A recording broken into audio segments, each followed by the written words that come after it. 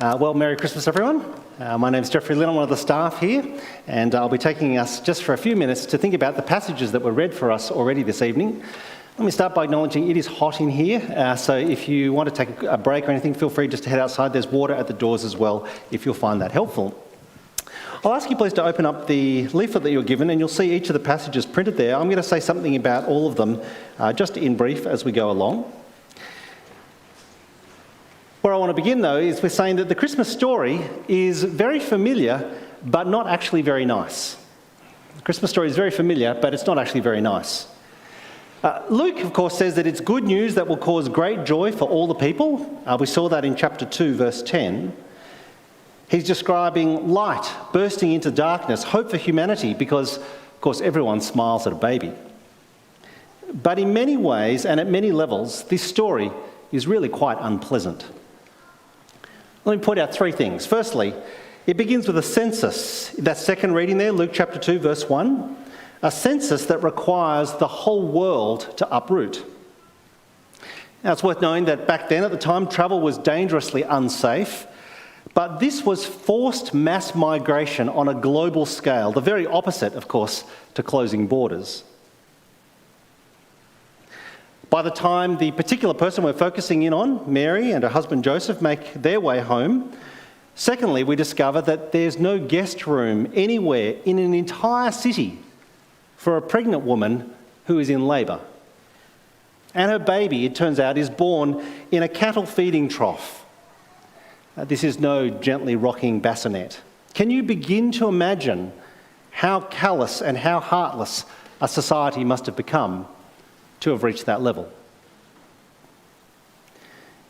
And in Matthew's account of what goes on here, he records that this baby boy is seen as such a threat to the powers that be that when the political establishment hear rumours about what that baby might grow up to become, the king ruthlessly orders the brutal execution of all the boys under the age of 2. That is the very definition of a totalitarian regime, of an autocracy, of the kind of oppression that sadly we still see in parts of our world today. So my point, this very familiar story to us is not actually very nice. Now, I apologise if I sound like a bit of a grump or a Scrooge at Christmas, but I want us to see that it's painting a pretty grim picture of the state of the world and a rather damning indictment on the nature of humanity.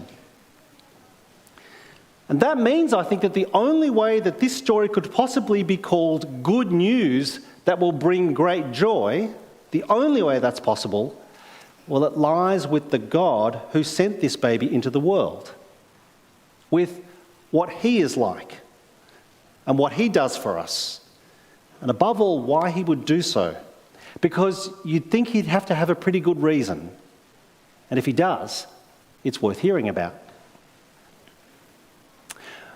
Well, for something different today, I thought that instead of focusing on the details of this well-known birth story, instead I'd spend time more on its meaning and how it affects our lives today.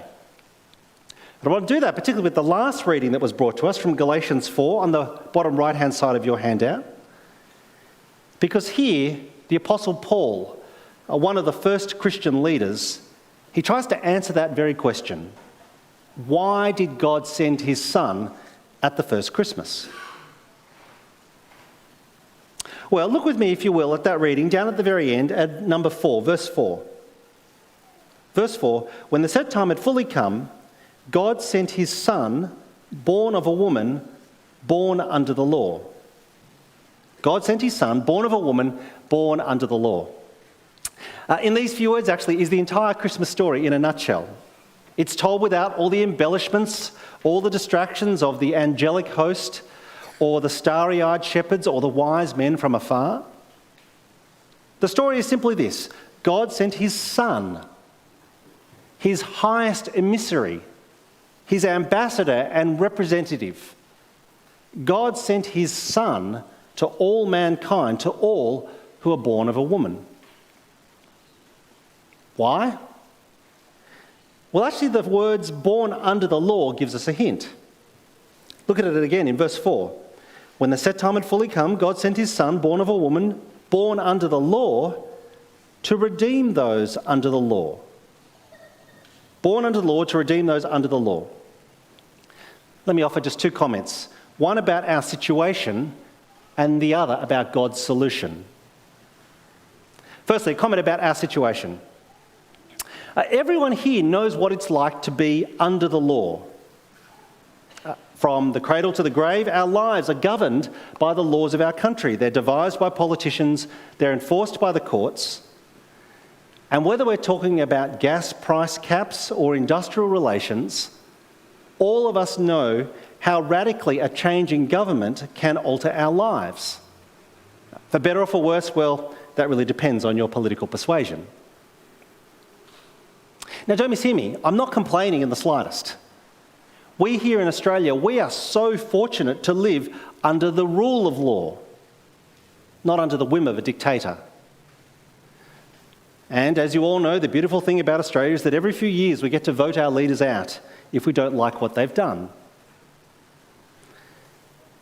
But actually, what's far more significant than being under the law of Australia is the fact that every one of us, every man, woman and child ever born, everyone who will ever be, all of us is also under the law of God. We're under the law of the one who made us. Because out of his generosity, he gave us life itself. And that means, of course, that we who are made by God and who bear his image, well, we must have unparalleled dignity and immeasurable worth if we're made by God. What that means is that living under God's law, living in God's world, under God's rule, in theory, that should be wonderful. Can you imagine, even just for a moment, how amazing it would be if every person on planet Earth lived the way God made us to live? Now, even if we just started with trying to love our neighbour as ourselves. Yet, of course, the sad reality is that our ongoing refusal to live God's way means that now God's law is no longer a blessing. Sadly, it's become a terrible curse because it condemns us for all our failings and shortcomings. It's the reason why in the Bible, the biggest problem facing humanity today, it's not beating rising inflation. It's not reversing global warming. It's not preventing wicked tyrants. According to the Bible, the biggest problem facing the world today is our sinfulness. For failing to keep God's law, all of us stand condemned, accountable to the one who blessed us so extravagantly, but whom we've chosen to ignore. Now, once again, that's hardly what you'd call good news that will cause great joy for all the people. In fact, that would leave us in utter despair were it not for God's glorious intervention. And so here's the second comment I want to make. From our situation to God's solution. God's solution? Well, Galatians 4 again, verse 4. God sent his Son, born of a woman, born under the law, to redeem those under the law. God's solution is that he has redeemed us when we so desperately needed it. Now, there's a longer story that lies behind this. If you want to know how God does that, well, actually, the 66 books of the Bible tell that story in all its glorious splendour. But let me give you the quick version. In laying down his life, which we acknowledge every Easter, God's Son, Jesus, satisfies the demands of God's law because he bears the consequences our sins deserved. He stands in our place, and that means there's no longer any charges left against us now the price has been fully paid. In other words, what Galatians is saying is that our redemption is orchestrated and executed by God himself. And once he declares that it's finished, once he says it's over and complete, there is nothing left to be done. Now, that word redemption, it means more than simply presenting a ticket to claim a prize, like a lottery, when you redeem what you have won. Redemption here, it means a buyback. It means paying a price to release something that's been held in hock. Or better still, redemption here is the handing over of a ransom to release a hostage and to set someone free. That is good news to cause great joy. But actually, Paul has one final implication to draw out. Come back to the passage one last time. Galatians 4. When the set time had fully come, God sent his Son, born of a woman, born under the law, to redeem those under the law, that we might receive adoption to sonship. That we might receive adoption to sonship. So what Paul is saying is that God doesn't just redeem us from the awful burden of the law, of failing to live in right relationship with the one who gave us everything. What God does is grant us an extraordinary new status. He gives us an amazing new identity. This is something that was previously unheard of. He gives us adoption to sonship. This is the quintessential rags to riches story. It's the movement from squalor to luxury, from living rough on the street to having a place in our Heavenly Father's home and a seat at his banquet table and a place of honour at his right hand in glory. Because God doesn't just save us from something, he saves us for something. He doesn't just save us from something awful, he saves us for something incredible. Because if he didn't finish the job, it would hardly be a rescue. Now, just in case there's any misunderstanding, when Paul talks about adoption to sonship, it's important to know that he's not contrasting sons with daughters. Rather, he's contrasting sons with slaves. Because back then, only a son could inherit. And the measure of the inheritance that God has in store for us is the magnificence of the splendour, is the magnificence of the benefactor.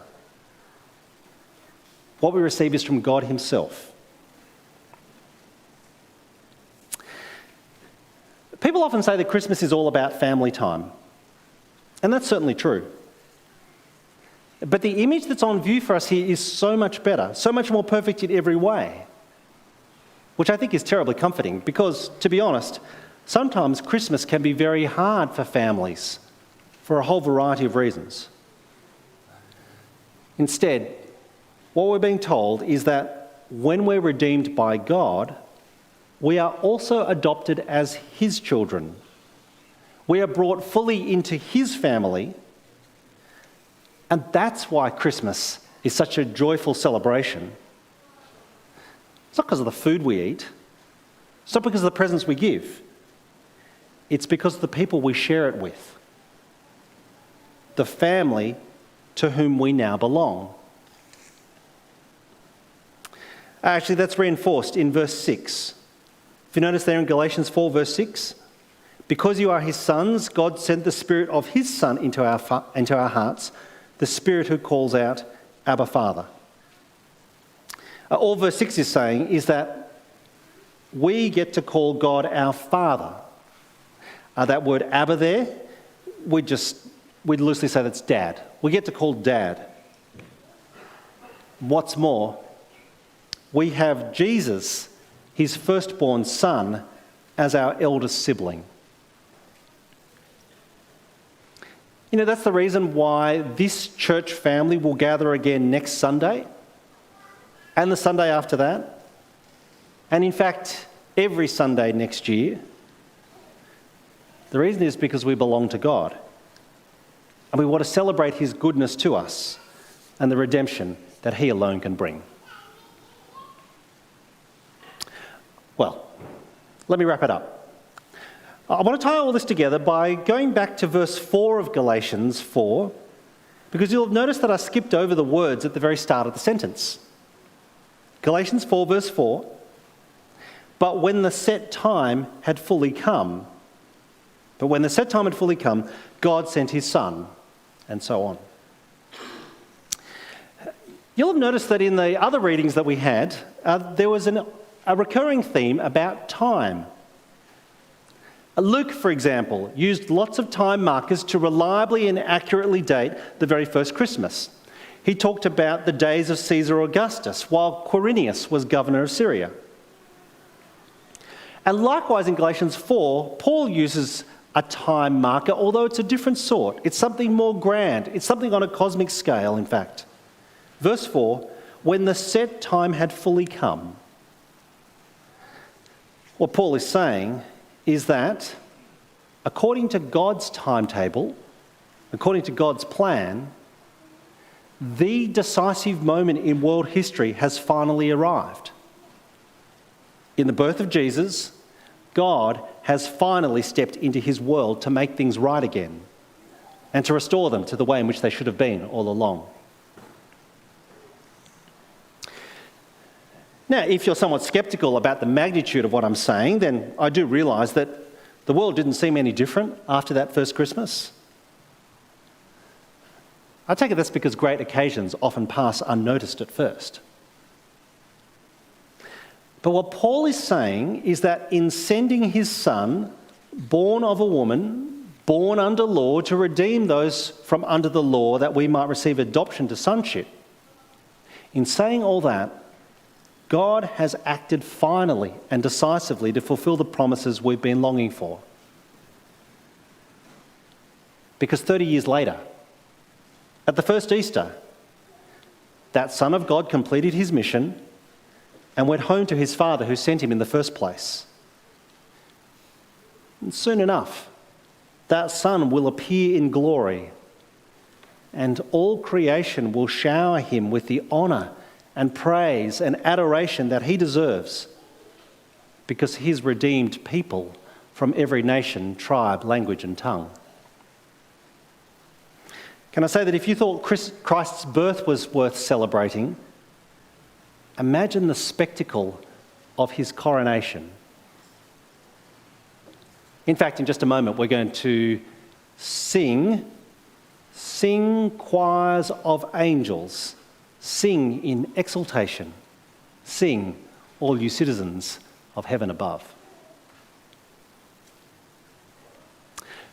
Let me ask you, do you know what time it is? Do you know what time it is? It's critical, of course, to be able to tell the time. Whether it's that increasingly old-fashioned habit of wearing a watch so that you don't always run late, or whether it's to be able to interpret the signs around climate change because we're told time is running out. Do you know what time it is? The thing is, everyone uses Christmas in some way to mark the passage of time. Everyone uses Christmas in some way to mark the passage of time. Every year, my wife wants our fly screens washed just before Christmas. Now, can I say, this is not for the guests. This is because Christmas marks the end of another year, the chance to finish one chapter before we race on with the next. It's the reason why for weeks now I have been deferring meetings until the new year, because in the ebb and flow of our lives, Christmas is that moment to reflect on what has been and to prepare for what's still to come. That's why I asked for us to have Ecclesiastes 3 read for us today. Because Ecclesiastes 3 so famously says there is a time for everything and a season for every activity under the sun. The challenge, of course, is knowing what time it is and therefore how you will respond. Do you notice in Ecclesiastes 4? Look at some of the things it says. Verse 4, a time to mourn and a time to dance. I think of Queen Elizabeth's death time to mourn. Or when it comes to dancing, well, I think of Argentina at the Football World Cup, because those South Americans, they know how to dance.